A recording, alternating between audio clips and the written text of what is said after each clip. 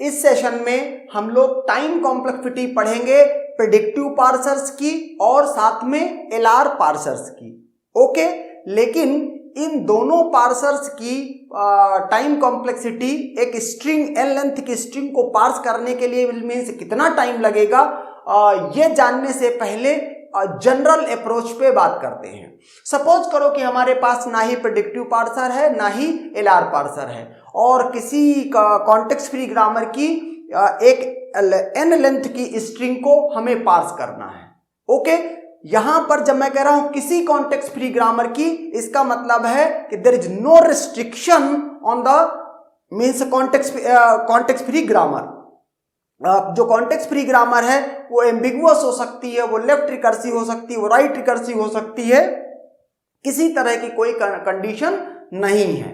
Okay, तो कहता है एन लेंथ की स्ट्रिंग को अगर पार्स करना है तो हमको कितना टाइम लगेगा, big of n cube time okay. ओके, और यूजिंग CYK एल्गोरिथम और अर्लेज एल्गोरिथम हम क्या करेंगे, उस एन लेंथ की स्ट्रिंग को पार्स कर सकते हैं। कितने टाइम में, यही big of n cube time.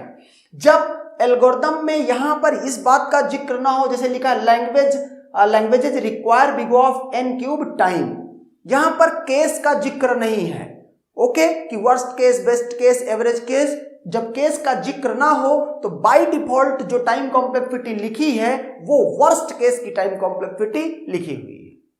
Okay, और जो यहां पर जैसे मैंने लिखा नो रिस्ट्रिक्शन, तो वही पॉइंट जो मैंने बोला कि ग्रामर एम्बिगुअस है, अनएम्बिगुअस है, लेफ्ट रिकर्सिव है, right recursive, doesn't matter, context free grammar होनी चाहिए। ओके, तो इतने टाइम में कर देगा, ये जनरल है।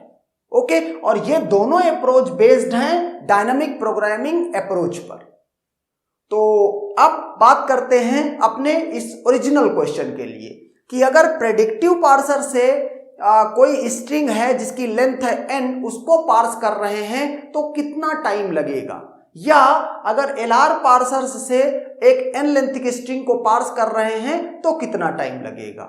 ओके, तो पहला पॉइंट यहां है कि जो प्रेडिक्टिव पार्सर्स हैं ये मीन्स इसमें किसी तरह का बाउंड लगा हुआ है। कैसा बाउंड, कि प्रेडिक्टिव पार्सर्स सिर्फ LL1 ग्रामर्स, मतलब LL1 ग्रामर क्या है, कॉन्टेक्स्ट फ्री ग्रामर्स का सबसेट।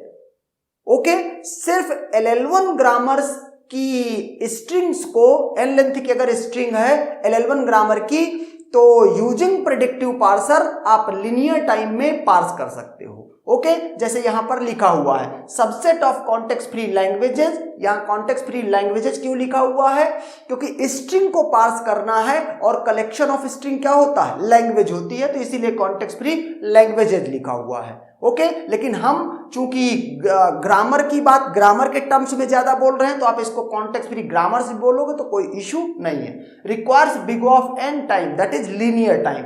चूंकि यहां पर भी केस का जिक्र नहीं, it means in the worst case.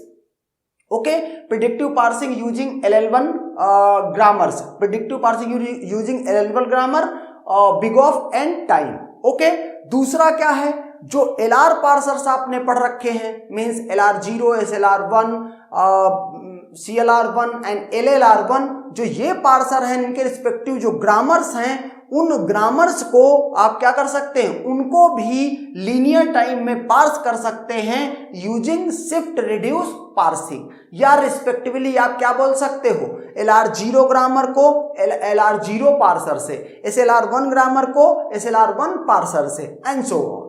तो उसको भी आप क्या कर सकते हो, बिग ऑफ एन टाइम में पार्स कर सकते हो इन द वर्स्ट केस। अच्छा, यहां पर एक पॉइंट का ध्यान रखना, जैसे प्रेडिक्टिव पार्सिंग की बात की जा रही है तो मैं पहला केस, इसमें दो केस हैं, एक है जिसमें टेबल ड्रिवन प्रेडिक्टिव पार्सिंग है और एक क्या है, रिकर्सिव डिसेंट पार्सिंग है।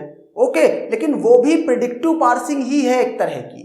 ओके, जिसमें बैक ट्रैकिंग नहीं हो रही है, उसकी बात कर रहा हूं। तो दोनों की दोनों ही बिग ऑफ एन टाइम लेंगी। ओके, बस फर्क दोनों में क्या है, एक रिकर्सिव है और एक लीनियर है। ओके, लेकिन दोनों की दोनों स्टैक का यूज तो कर ही रही हैं।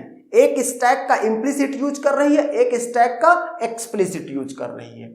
दूसरा पॉइंट यहां पर जैसे शिफ्ट रिड्यूस पार्सिंग, अच्छा यहां पर एक पॉइंट और, तो यहां पर जब ये टाइम कॉम्प्लेक्सिटी बताई जा रही है तो बाय डिफॉल्ट ये अजम्पशन लिया जा रहा है कि LL1 पार्स टेबल गिवन है।